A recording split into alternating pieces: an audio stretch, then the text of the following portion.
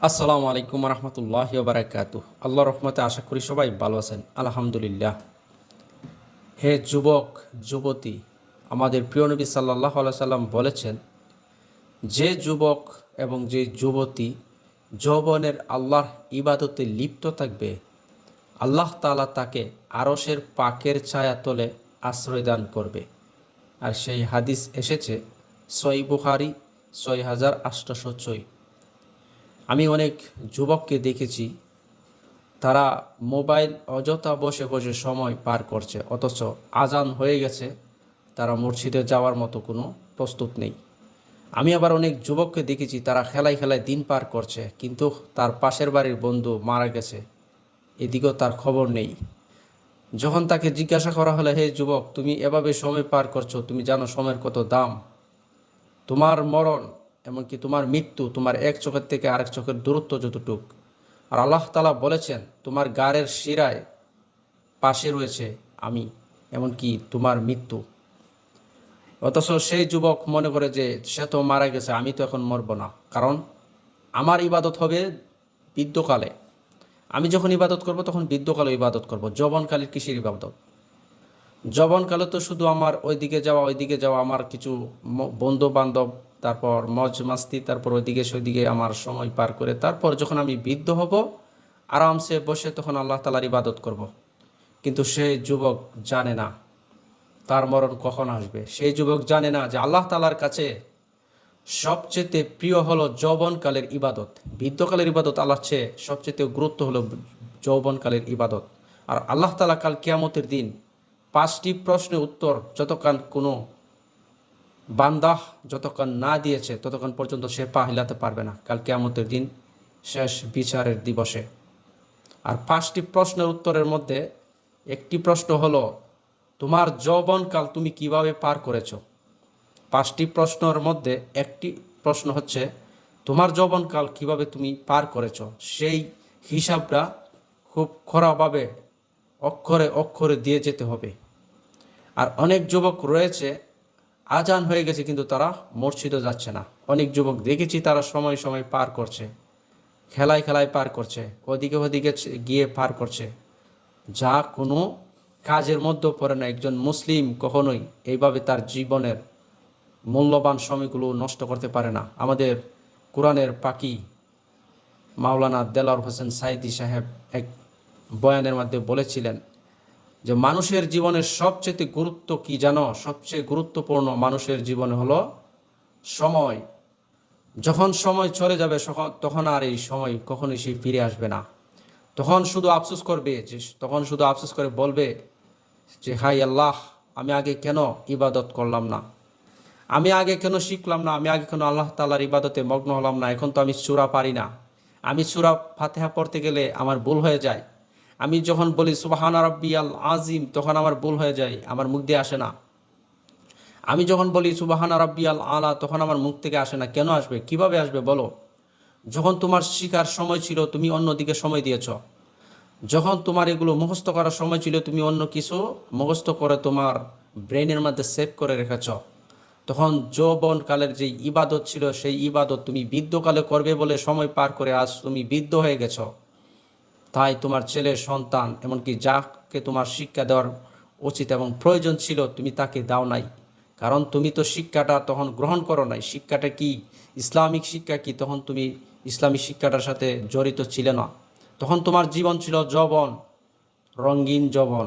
তাই আমাদের প্রিয় মাওলানা ডক্টর মিজানুর রহমান আজহারি বলেছিলেন এক বয়ানের মধ্যে যে রং ধরা যৌবন জং ধরাই শেষ।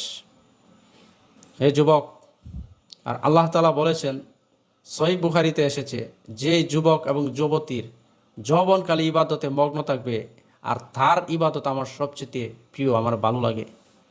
আল্লাহ তাআলা অন্যান্য হাদিসের মধ্যে বলেছেন, যারা যৌবনে ইবাদত করবে তার ইবাদত বৃদ্ধকালের ইবাদতের চেয়ে যৌবনের ইবাদত আমার চেয়ে অনেক প্রিয়।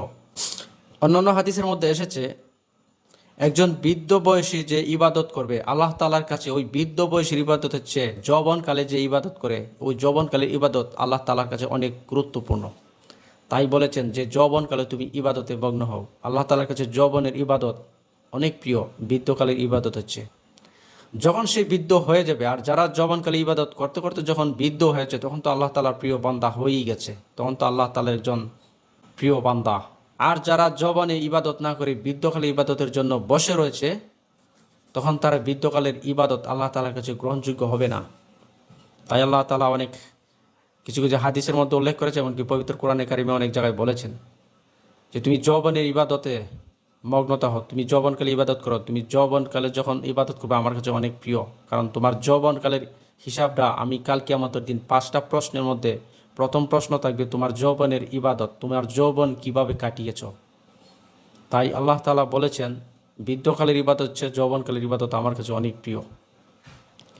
তুমি বসে বসে সময় পার করো না, তুমি বসে বসে অযথা সময় পার করে খেলাধুলার মধ্যে সময় নষ্ট করো না।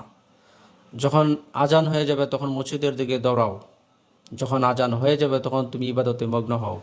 তাই যারা মনে করছে যে আমি যখন বৃদ্ধ হয়ে যাব তখন আমি ইবাদত করব, এ কথা কখনোই বলবো না। এমনও যুবক দেখেছি তারা বেশি দিন হয় নাই, কেউ কেউ এরকমও রয়েছে যারা এখনো পর্যন্ত শাদিও করে নাই, কিন্তু তারা হার্ট অ্যাটাক করে মারা গেছে, স্ট্রোক করে মারা গেছে। মৃত্যুটা এতটুকুই কাছে। আমরা যদি মনে করি যে হন যৌবনকালী ইবাদত কি, যৌবনকালী ইবাদত হচ্ছে আমি বৃদ্ধকালী ইবাদত করব, তখন তো আমি কোনো কাজ করতে পারবো না, বসে বসে আল্লাহ তাআলার ইবাদত করবো, আল্লাহ তাআলা বোধহয় আমাকে মাফ করে দেবে। কিন্তু তুমি যৌবনকালীর ইবাদতে কখনোই মগ্ন হও নাই। তুমি তো বৃদ্ধকাল যে পাবা তার কি গ্যারান্টি রয়েছে? তুমি তো যুবককালও মারা যেতে পারো, তাহলে কেন তুমি সময় নষ্ট করছো? আল্লাহ তাআলার এই মূল্যবান সময় তুমি নষ্ট করো না। তাই বৃদ্ধকালের ইবাদত চেয়ে বসে থাকাচ্ছে যৌবনের ইবাদতে মগ্ন হও। কারণ অনেক যুবককে দেখেছি, কেউ কেউ বিবাহ করে নাই, এমনকি সে বিবাহ করেছে, এমনকি তার সুন্দর একটা সংসারও হয়েছে, বেশি দিন বাঁচে নাই, কিন্তু সে স্ট্রোক করে মারা গেছে, নানান ধরনের সমস্যার কারণে মারা গেছে। যেভাবে হোক তার মৃত্যু হয়ে গেছে। মৃত্যুটা যে কোনো সময় আমাদের হতে পারে, আসতে পারে। তাই আমরা যদি বসে থাকি যে বৃদ্ধকালে ইবাদত করব, যৌবনের কোনো ইবাদতের প্রয়োজন নাই, তাহলে ভুল প্রান্তির মধ্যে বসবাস করছো। ওখান থেকে ফিরে এসো, আল্লাহ তাআলার ইবাদতে মগ্ন হও। আর আল্লাহ তাআলা বলেছেন যৌবনকালের ইবাদত আমার কাছে সবচেয়ে প্রিয়। তুমি যৌবনে যখন একটা ইবাদতের মধ্যে আমার কাছে সেজদা করবা, তখন তুমি জানো না তোমার এই যৌবনকালের সেজদায় আমার কাছে কতটুকু প্রিয়। সেজদার বিষয় নিয়ে আল্লাহ তাআলা অন্য অন্য হাদিসের মধ্যে অনেক বড় বর্ণনা দিয়েছে। তাই যৌবনকালের যে সেজদাটা রয়েছে আল্লাহ তাআলার কাছে শুধু প্রিয় না, এখানে অনেক ধরনের অনেক লম্বা বর্ণনা রয়েছে। তাই অন্যান্য হাদিসের মধ্যে যৌবনকালের ইবাদত নিয়ে অনেক বড় লম্বা হাদিস রয়েছে। আল্লাহ তাআলা হাদিসের মধ্যে উল্লেখ করেছে যে যৌবনের ইবাদত আল্লাহ তাআলার কাছে কেন এত প্রিয়। তাই যৌবনকালের ইবাদত এতটাই প্রিয় যে বৃদ্ধকালের ইবাদত হচ্ছে যৌবনকালের ইবাদত আল্লাহ তাআলার কাছে অনেক প্রিয়। তাই যৌবনকালের ইবাদতে মগ্ন হও, বৃদ্ধকালের জন্য তুমি অপেক্ষা করো না, কারণ মরণ যে কোনো সময় আসতে পারে, তখন আর ইবাদত করার সময় পাবে না।